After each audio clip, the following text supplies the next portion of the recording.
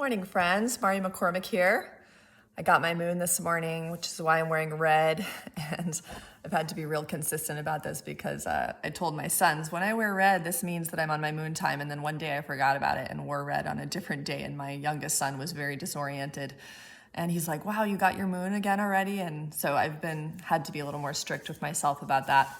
So on my moon time, I often feel more internal and I feel like doing a lot less. And I wanted to find ways to validate this because, of course, society isn't, and our busy lives aren't going to adapt themselves to the fact that you just got your moon, right? So it's up to me to develop the internal boundaries.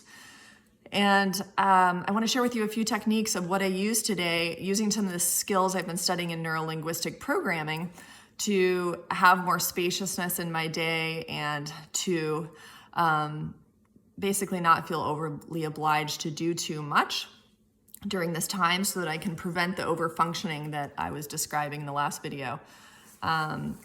So this technique is really simple and it just involves visualizing whatever thing you're feeling challenged with. For me this morning, it was just the sense of all the things I have to do. Spring break is next week. I'm not going to get any work done next week because my kids will be out of school. So today I have a lot to do.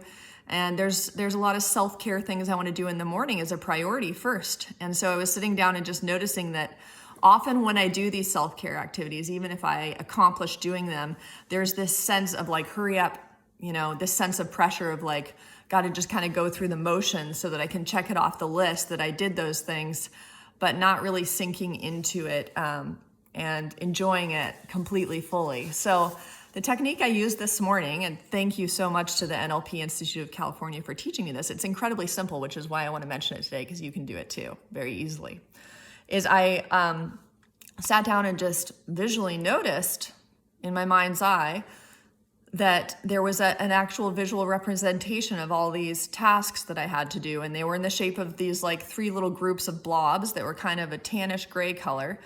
And it's really interesting and worthwhile to slow down and be conscious of this because it is how our cognition works.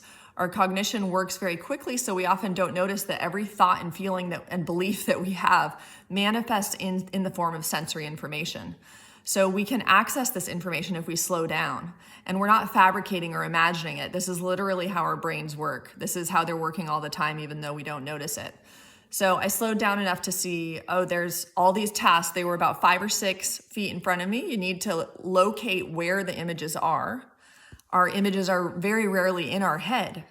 The sounds that we hear that maybe cause us stress of inner voices telling us mean things about ourselves or making all this constant commentary in our lives often exist in very specific locations.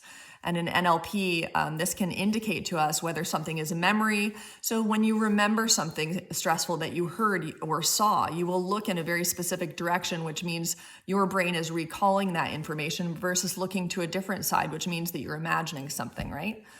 So visually, I saw these little blobs that represented all the things that I need to do today, and they were about 5 or 6 feet away. Not close enough to really stress me out, but kind of looming. And so I thought I'd do a little experimentation with moving the location of where they are and some of the sensory qualities that they had. I tried just moving them really, really far forward to the point where they were a speck. And before doing that, I changed the color to black and white, so that indicates the nervous system that this is not real, right?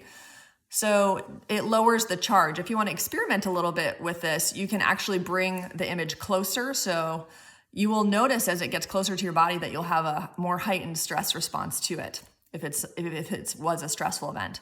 If it's a good thing that you're wanting to enhance, bringing it closer is a great way to enhance it. And increasing the color saturation of the image would be a great way to enhance it and make it more real for your nervous system in the case of something you want to make more real. But in this case, I want to make it less real for my nervous system. So moving it farther away, turning it black and white, and I even put a little boundary around it. So rather than me having to have a boundary where I'm putting up a boundary where I'm kind of resisting what's there with the feeling that something's trying to get into my space, putting something very, very far away to create space and then putting a boundary around that is even more effective.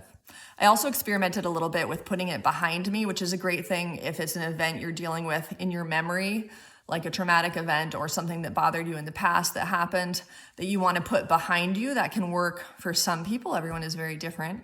But that can lower the charge. And you can just experiment with these different locations until the charge is down to a 0.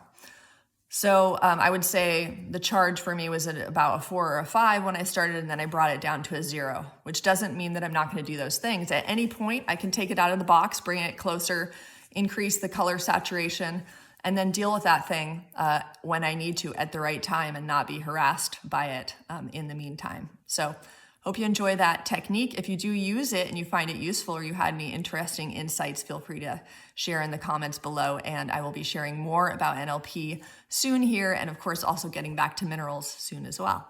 Take care.